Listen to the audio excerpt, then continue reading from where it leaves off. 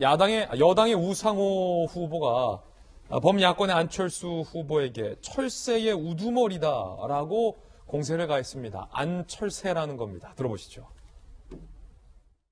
안철수 후보는 뭔가 정당이라는 정당은 다 떠돌아다닌 철새의 우두머리 아닙니까? 이번 선거가 이제 이렇게 왔다 갔다 하신 분들만큼은 서울에서는 안철수 후보, 부산에서는 이현주 후보 같은 분들 네.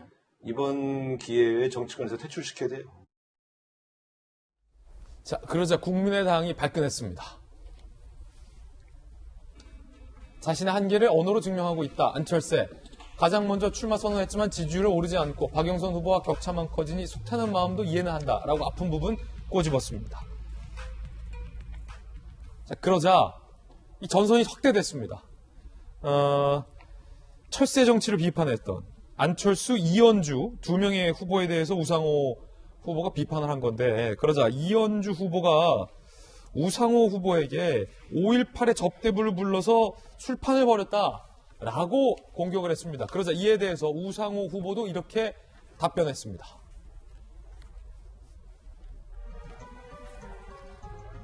(23년) 전 일은 당시 진솔하게 국민에게 사죄드렸고 21년 전 일은 당사자들에게도 여러 번 사과드렸다. 제 인생에서 가장 후회하고 있는 일, 저의 삶 전체를 놓고 시민들의 평가를 받겠다라고 말을 했는데, 자, 이현주 후보가 꺼내든 21년 전 일, 이게 무슨 일일까요? 다시 재조명받고 있습니다. 새천년 NHK 사건, 2000년 5.18 전야제 행사 참가 위해서 광주에 방문했던 86그룹 정치인들, 광주의 새천년 NHK라는 상호의 유흥주점이군요, 여기가. 새천년 NHK라서 무슨 시민단체나 기구인 줄 알았는데 유흥주점이에요. 여성 접대부를 불러서 함께 술자리를 가져서 논란이 된 바 있습니다. 당시 우상호 후보도 합석을 한 바 있다. 이 부분을 이현주 후보가 꺼내든 거군요. 이재명 기자, 서로 네거티브를 하고 있어요. 오늘 한 조간신문 제목이 뭐였죠? 안철새, 술상호, 나경영 이라는 제목을 뽑기도 했는데, 일단은 우상호 후보와 안철수, 이현주 후보 사이에 오고 가는 네거티브, 요거 좀 설명 좀 한번 짚어주시죠. 글쎄요, 우상호 후보가 대로주고 말로 받은 게 아닌가, 이런 생각 좀 들긴 하는데, 여야 간의 후보들 간에 서로 네거티브 하는 거 어떻게 보면 너무 당연스러운 선거 캠페인 중 하나다, 이렇게 볼 수도 있겠죠.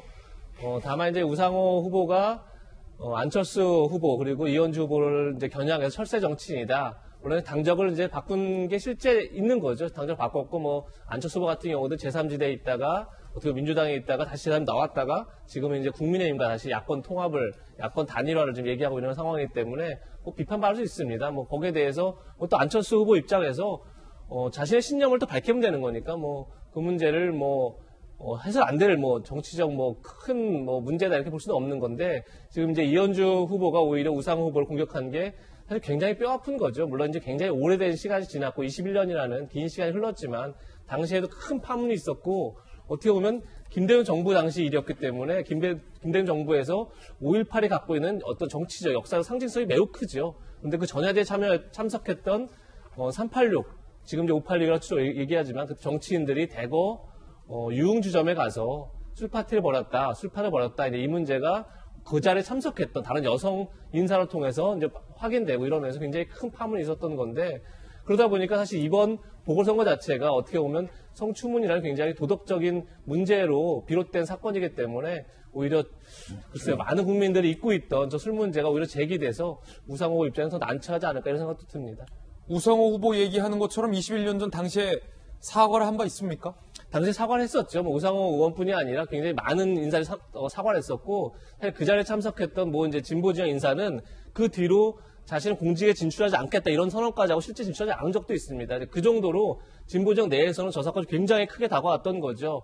왜냐하면 이제 2000년 당시에 이제 김대중 정부를 들어서 어떤 386 인사들이 정치권에 대거 이제 진출을 하는 그런 계기가 됐었는데, 대거 진출하자마자 어떻게 보면 굉장히 부적절한 처신을 했기 때문에 사실 당시 저 사건이 굉장히 큰 사건이었고, 거기서 많은 진보 인사들이 사실 비판을 했고, 거기에 참석했던 인사들도 많이 사과를 했었던 그런 사건입니다. 그렇군요. 자, 그런가 하면 나경원 의원을 향해선 나경영, 즉 허경영 씨 같다라는 당내 비판도 있습니다. 이에 대해서 나경원 후보가 입장 밝혔습니다.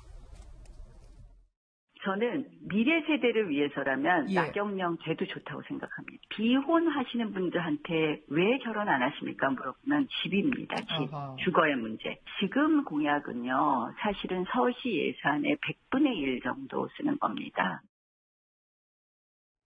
김영주 의원님, 당내에 오신환 후보가 나경원 후보를 향해서 허경영이냐 나경영이냐라고 공세를 한 건데 그때 당시 품격을 잃지 말자라고 발끈했었던 게 어제 일, 그제 일인데 지금은 나경영이 돼도 좋다라고 말하네요.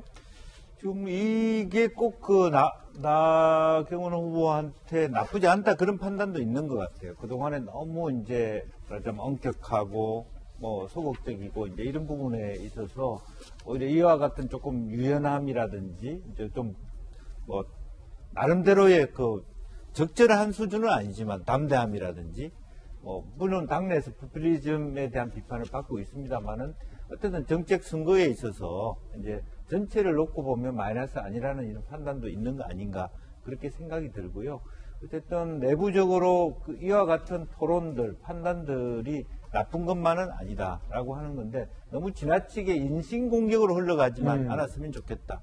그런 생각이 듭니다. 예, 첫 번째 핫플로 선거 소식 짚어봤고요.